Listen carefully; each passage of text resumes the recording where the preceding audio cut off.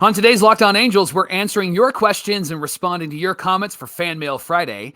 If this is the team, if this is who the Angels are, then what are we watching for in 2024? What are you excited about? What are you frustrated with? Let's talk about it. It's time to get locked on with Mike and John, and this is Locked On Angels. You are Locked On Angels, your daily Los Angeles Angels podcast. Part of the Locked On Podcast Network, your team every day. Thanks for making Locked On Angels your first listen of the day. You can find us anywhere you get your podcasts, including Apple Podcasts, Spotify, and SiriusXM by searching Locked On Angels. And if you'd like to get back to the Super Halo Bros for all the Super Halo content, here's some things that you can do. Leave us a rate and a review on Apple Podcasts. If you're watching on YouTube, hit that thumbs up button. And if you're not subscribed already, please subscribe and become a Locked On everydayer. And whether you're watching or listening, come over to YouTube, leave a comment. It's one of the best ways to get in touch with us and be a part of the conversation. Happy Friday to you, and thanks for being here for this episode of Locked On Angels, where it's your team every day. You've got the Frisch Brothers here with you, aka the Super Halo Bros. My name is John, and that's my brother Mike. And my name is Mike, and that's my brother John. Mike, we're coming up on our third season here at Locked On Angels. We're getting ready for 2024, less than a week away. And a week from today, we're going to talk about all things opening day, because they're playing the Baltimore Orioles, just trying to save time. They're playing them on opening day. I'm going to do that all week, by the way. Yep. But they're playing them opening day, and next Friday's show, we're going to have a full recap. We'll get into all the nitty-gritty details of opening day with you. On today's show, however, we're taking your responses, your questions, your comments in regards to our conversation yesterday about this is the team. Yeah. This is the team that we're rolling with in 2024. So we're looking at, what are you watching for? What's frustrating you? What's your outlook for 2024? And I think it would be a good way to start the show, Mike, if we got into it with the good stuff. Okay. What are you watching for this season? Let's get to our first question here. All right, so let's start with James Pack, 27115 or 15115. I think that's how many James Packs are in the world, 2,715. He said, I'm watching for exciting Ron Washington branded fundamental baseball. Even if we aren't contending for the division this season, I'm sure this team is going to play more consistent, fun to watch baseball than they have in the last 10 years. Goal number 1 this year, break 500. Also, already sucks. I hate that this is what it is, because we have such a horrible owner. What do you think about James's comments here, Johnny? Yeah, I'm excited to watch Ron Washington branded fundamental baseball. I like that more than boring fundamental baseball. Yes. Ron Washington branded TM. James is upgrading for us. I love that. That's right. And he's right, Mike. I don't see them contending for this division. Perhaps there's a world where they sneak into a wild card. But again, that's asking a lot of these young players who are going to have to play above their pay grade, Mike, this season. Yeah. And it also banks on the fact that Trout's got to stay healthy. Rendon's got to stay healthy. There's a lot of ifs, ands, or buts with this team. Let's talk about your big butt. Simone. There's a lot of that with this team, Mike. And so I agree with James. I think if they get 500 or better this year, look, that's a step in the right direction. They haven't done that since 2015, I think. I think so. Or maybe they were 80 and 82 that year, but gosh, honestly, no. It was the last year that they had a winning record. So I think it was 82 and 80. And look, that's how long it's been. It's almost been a decade since they've had that. And to watch a team and not be frustrated by them because somebody made a dumb play or a miscue that shouldn't have been made. Look, those things are going to happen over the course of the season. At the same time, coming into this year, you can be more confident that we're not going to see that as much as we have in the past few seasons. And I think Ron Washington will have a lot to do with that, considering the defensive improvements that he's ingraining into these guys. Look, our Rendon hot take, no airs this spring. It's still alive, baby. And I really hope that, again, it's a throwing issue for Rendon. And it seems like they have really drilled into these guys where to plant your feet, where to aim, how to point your feet at the base that you're throwing to. We haven't seen any jungle ball out there. You know what I mean? Remember when he would just be on the playground as a kid and everybody's slapping and going after the basketball and whatnot like that? We haven't seen that kind of nonsense this spring. And I think that's something that they can take into this upcoming season. Mike, Jason J. Sadler, 2278, said, I'm really excited to see how aggressive this team will be running the bases this year. It's a Soha philosophy that left when he stopped managing this team. The overall importance of moving runners over instead of waiting for the big bases clearing dinger has become a lost art with this organization. Mike, your thoughts on Jason's comment? This is why I think we're going to see Joe Adell a whole lot more than we anticipate in the starting lineup, because Joe has been somebody that has already proven that he's going to take this philosophy and literally run with it, because he has stolen a bunch of bags. I think he has 6 stolen bases as of this recording, and he's hitting the ball. Had a home run in yesterday's game or the day before that in that game. Triple. And a triple. Like, I think that this is going to really benefit people like Joe Adell. And you and I've talked a lot about him and Jordan Adams and how these Billy Epler guys are athletes. Like, they're going to dominate whatever sport that they're in, maybe not at the major league level or at the major level in other sports, but they're going to be really good at what they do. I think that this philosophy is really going to benefit the athletes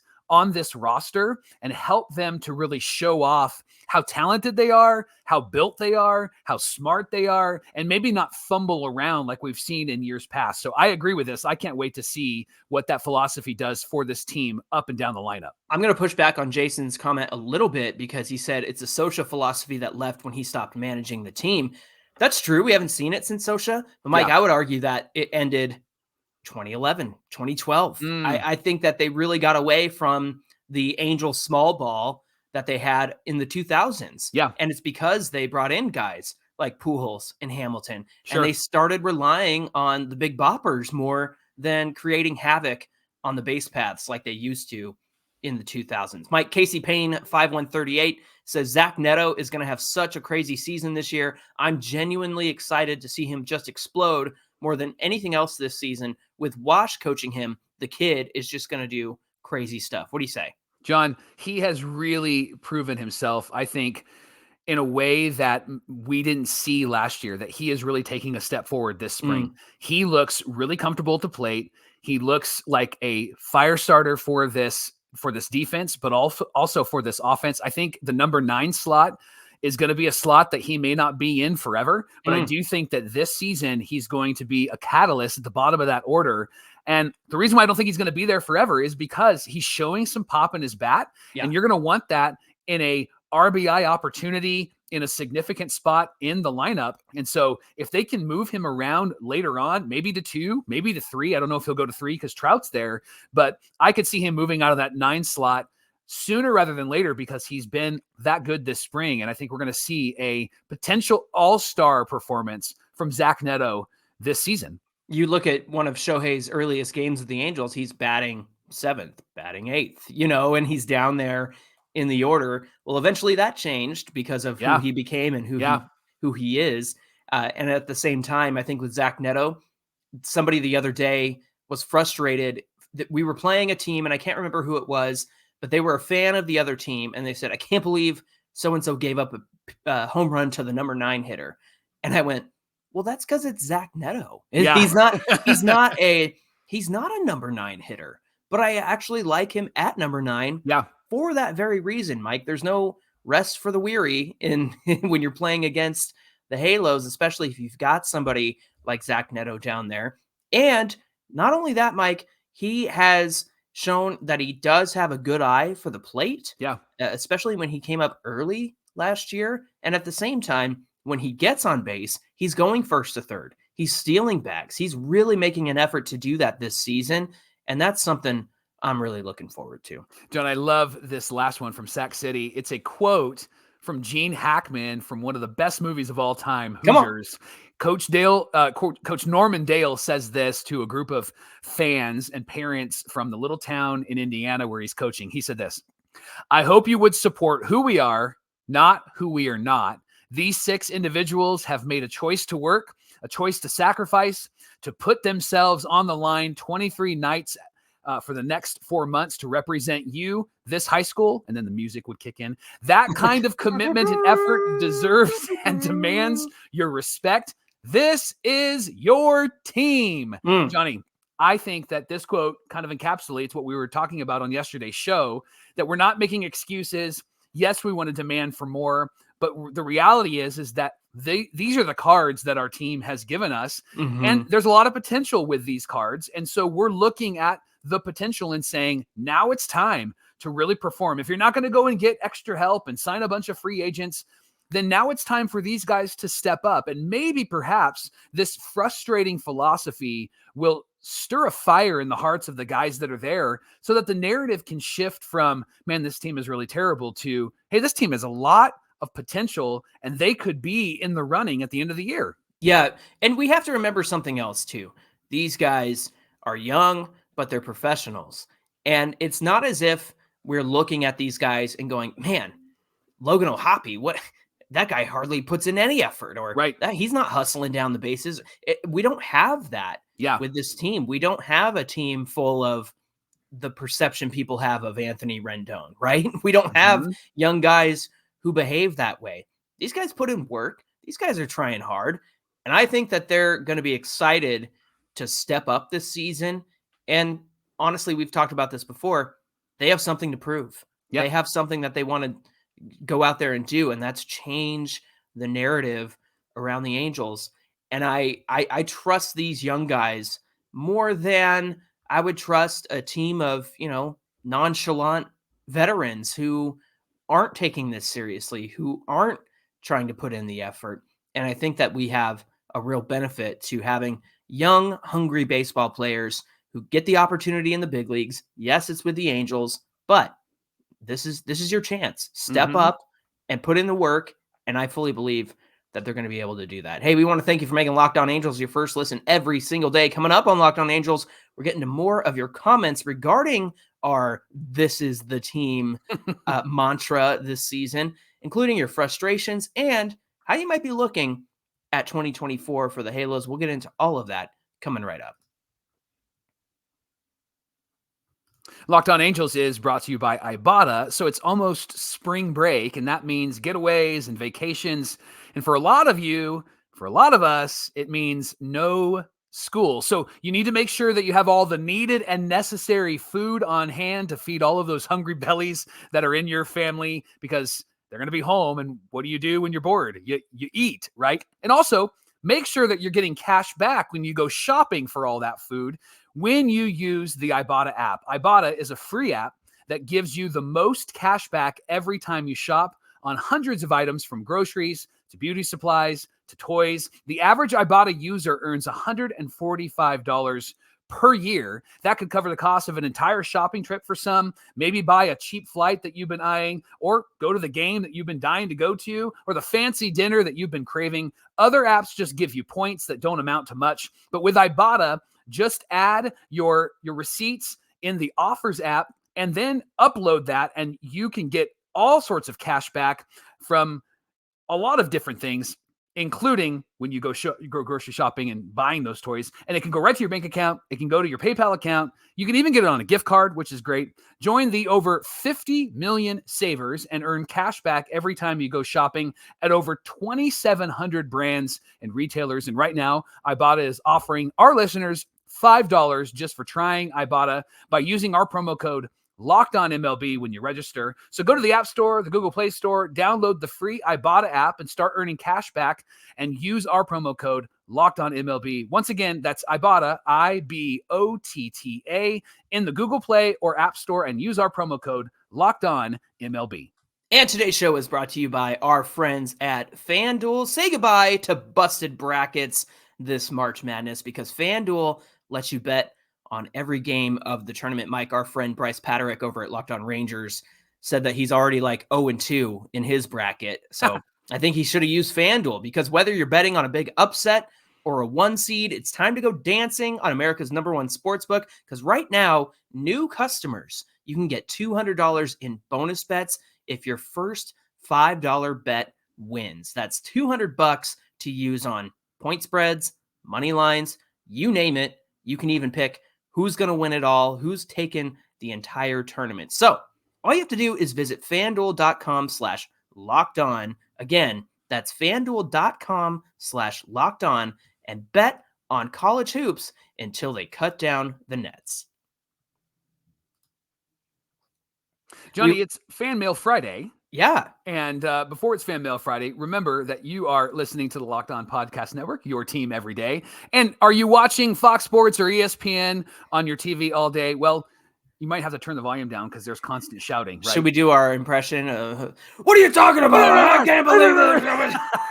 You don't know anything. I can't stand any of that. So make the switch to Locked On Sports Today, a free 24/7 sports streaming channel programmed for you every single day to bring you the biggest stories without all the screaming. No more screaming, right? Locked On Sports Today brings you a can't-miss analysis and opinions and news, streaming 24/7 on YouTube or the free Amazon Fire TV channels app, part of the Locked On Podcast Network, your team every day. Mike, we're getting into the part of Fan Mail Friday in response to This Is the Team. What frustrates you, fam? What is what makes you upset about this team? Let it out. Josh Jerniak 3225 on YouTube said, the frustrating part is telling us, the fans, that they want to compete and yet sign no one to make a significant difference to compete.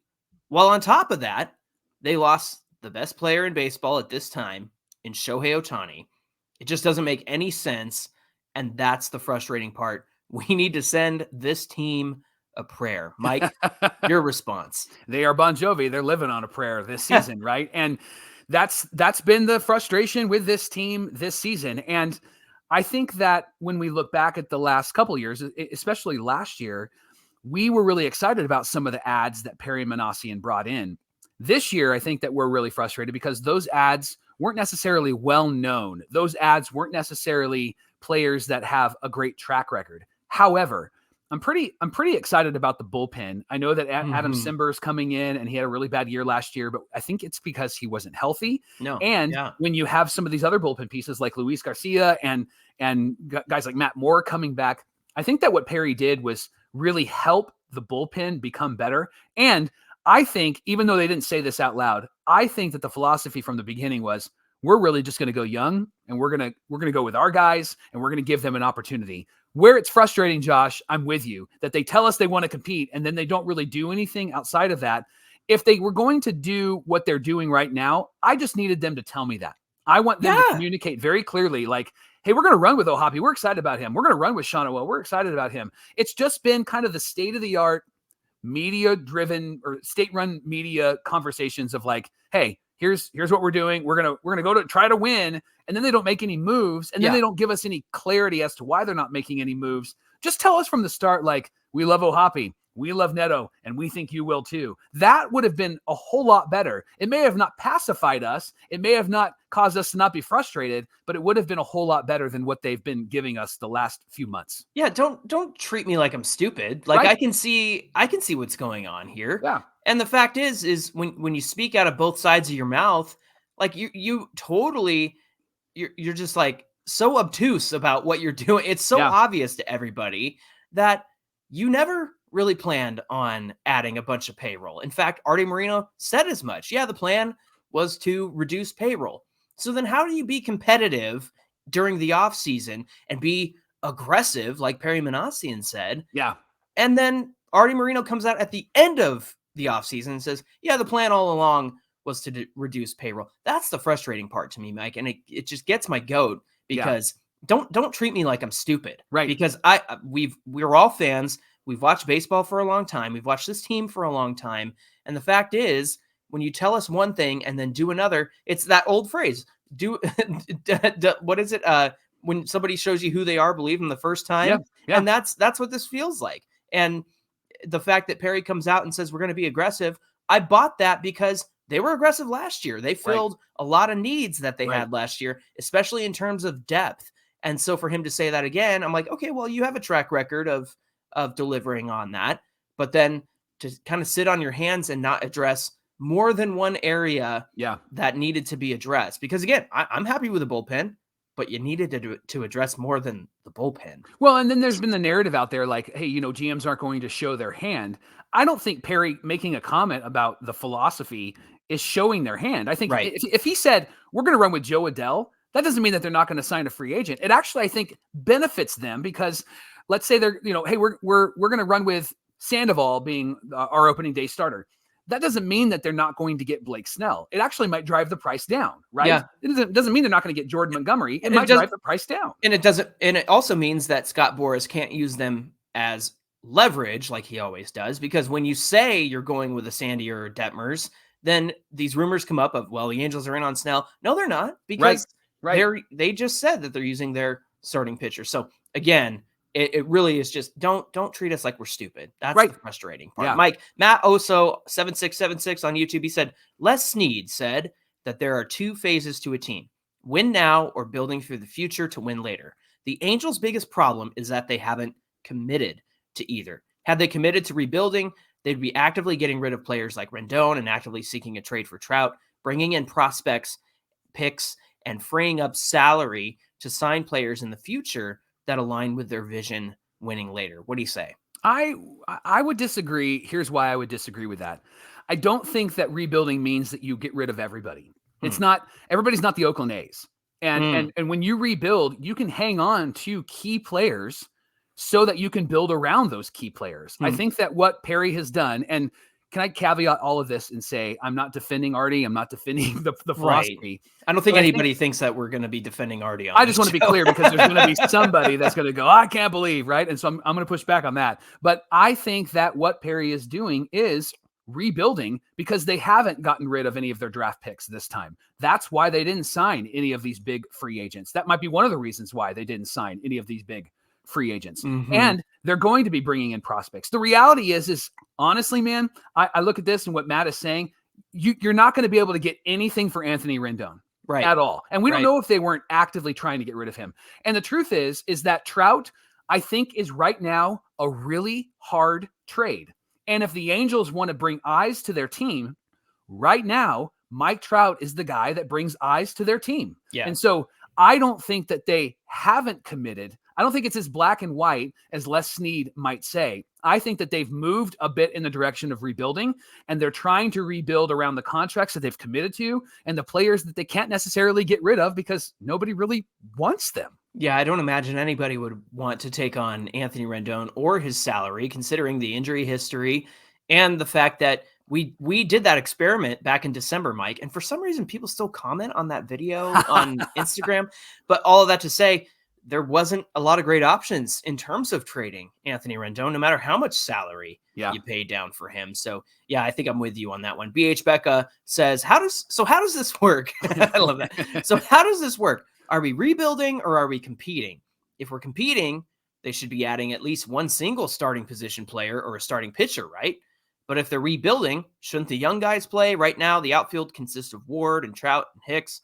That's our outfield. Adele isn't playing, so what's the point?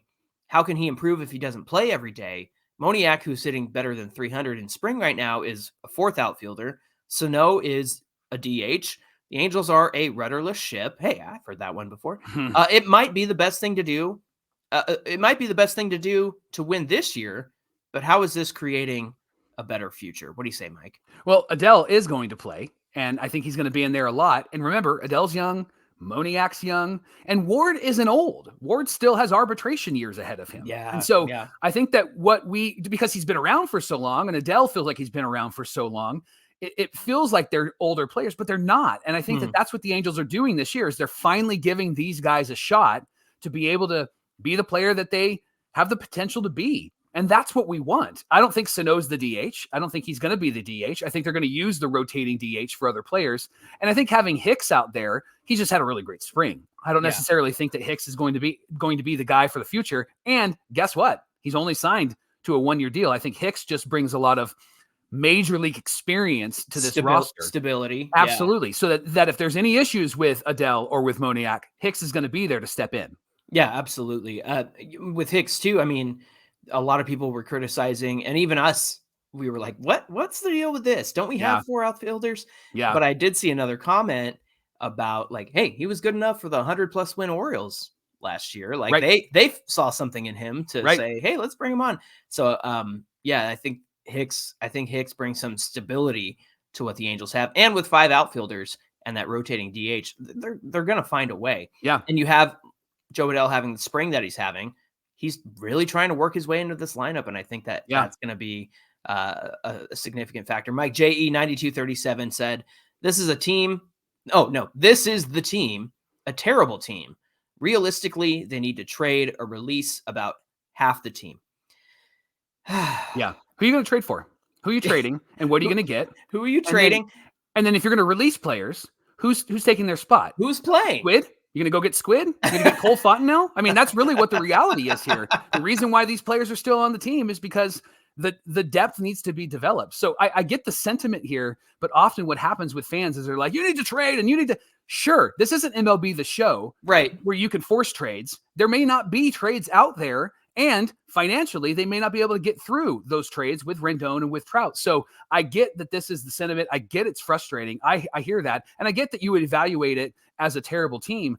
But realistically, what trades are out there? Yeah. What are the Angels going to get back? And are they going to be good? There's no guarantee that they're going to be good. Yeah. Who are you calling up to replace half the team that you want to cut so badly? I said it the other day. People want to take, axe to this team. And I'm like, well, then who? Who are you going to play? You need bodies. You need a heartbeat. And that's the difference, Mike, is like, Matt Oso offered his opinion and some elaboration. H. Becca offered their opinion and some elaboration where they're coming from.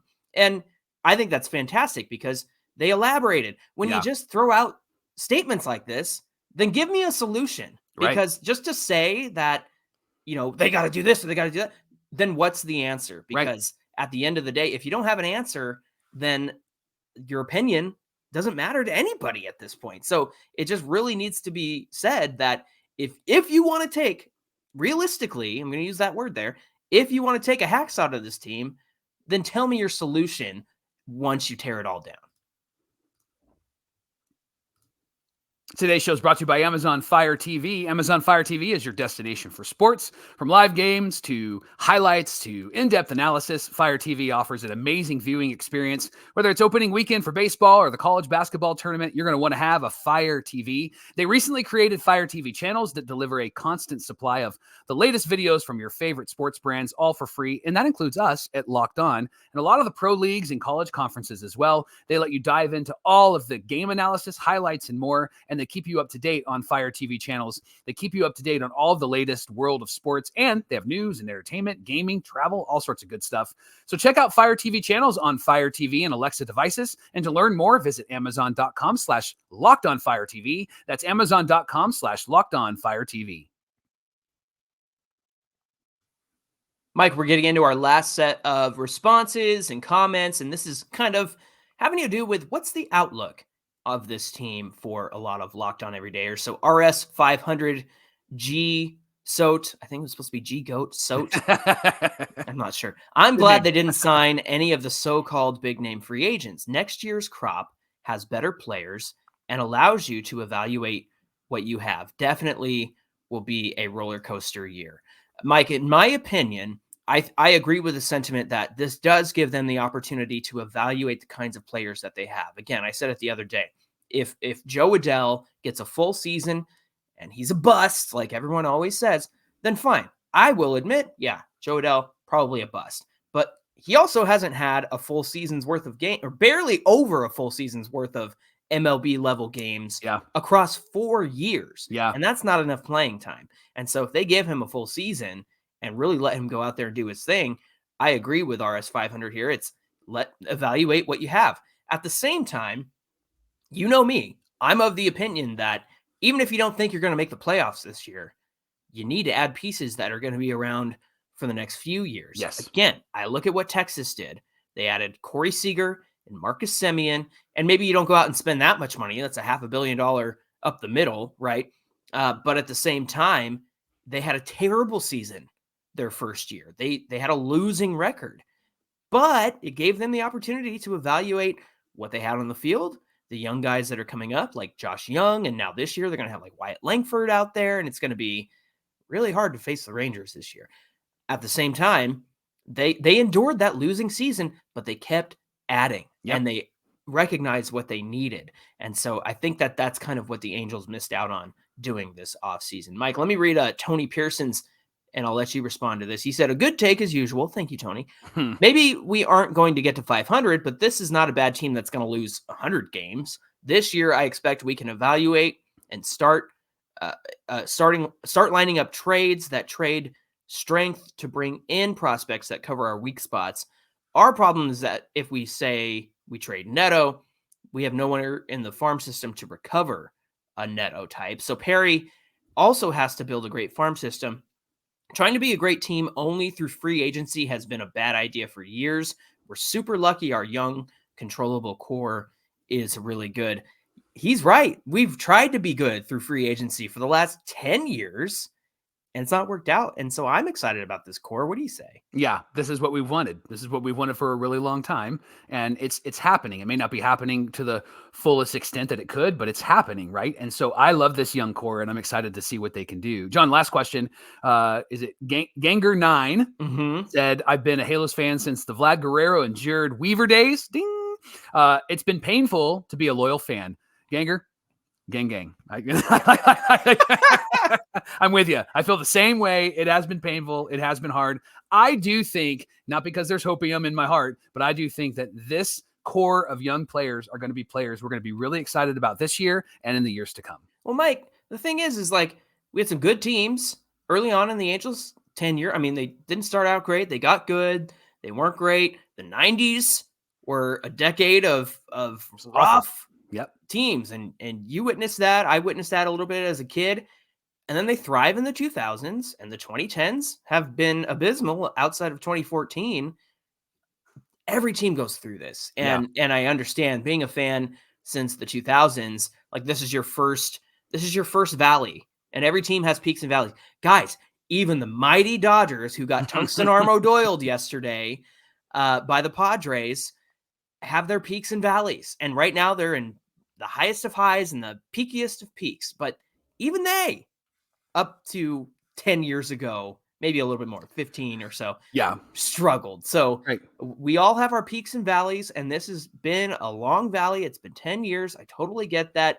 But we have to start somewhere, and this young core that is controllable for the next so many years, I think is a great place to start. John, I'll bet that the Dodgers will have a couple of really bad years coming up. So, hey, thanks for making Locked On Angels your first listen of the day. Remember, every dayers, Locked On Sports Today is here for you 24/7, covering the top sports stories of the day with local experts of Locked On, plus our national shows covering every league. And you can find Locked On Sports Today on YouTube and now available on the free Fire TV channels app. Hey, give us a follow at Locked On Angels on Twitter and at Super Halo Bros on Twitter and Instagram, where I am just having the time of my life, poking fun at the Dodgers. Oh boy, it's so good to be on the other side. My tungsten armo doil is actually really funny. It's really funny when you're on the other side of it for a change. That's not a shot at Ohtani. That's a shot at the mighty Dodgers, who spent $1 billion in the offseason. Yep. And, it didn't take long I was told that the Dodgers were not going to get a tungsten meme because they're the Dodgers, but it only took 2 games. 2 games. Wow. Anyway, what are you doing this weekend, and what are we talking about on Monday on Locked On Angels? Well, we're going to watch some games this weekend. It's the last weekend of spring training, and then we're going to recap those games and talk about what we're seeing and hope that they continue to do in the regular season. So join us on Monday as we talk about those games on Locked On Angels. All right, friends. Thank you for indulging me. I know that I've been a menace the last couple of days, but I'm just having too much fun. All right, y'all. We hope you have a great weekend. Until Monday's show, my name is John, and that's my brother Mike. And my name is Mike, and that's my brother John. Thanks for being here, and we'll see you back here on Monday. The retweet of the misspelling on Super Halos that somebody did was my favorite of yours. Fourth plow.